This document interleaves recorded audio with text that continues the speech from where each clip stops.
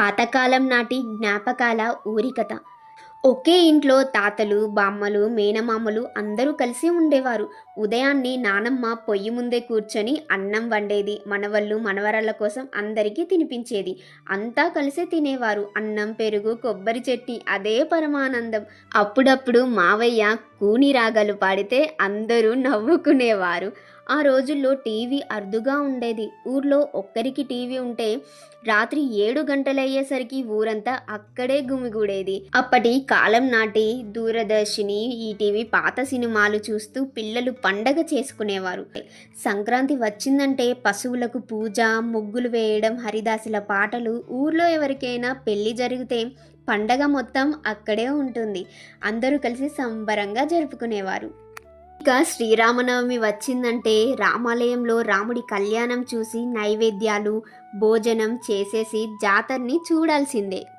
ఇక ఊర్లో అయితే ఆదివారం వచ్చిందంటే ఇక పండగే పండగ. అక్కడ అంగడి జరిగేది.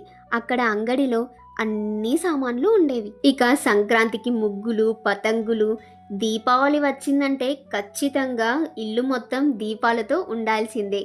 కాలువ పక్కన మట్టి బొమ్మలు చేయడం కోసం పోటీ పడేవాళ్ళు. పంట కోతకు వచ్చిందంటే ఆ హడావిడి అంతా ఇంత కాదు. ఇక రాత్రి అయ్యిందంటే అరుగు మీద ఆకాశంలో చుక్కలు చూస్తూ నిద్రపోయే ప్రశాంతమైన వాతావరణం.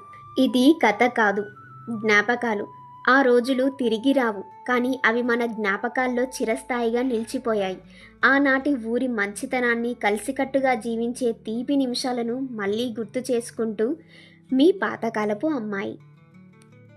ఒరేయ్ ఆంజనేయులు, తెగ ఆయాస పడిపోకు చాలు, మనం ఈదుతున్న ఒక చెంచాడు భవసాగరాలు.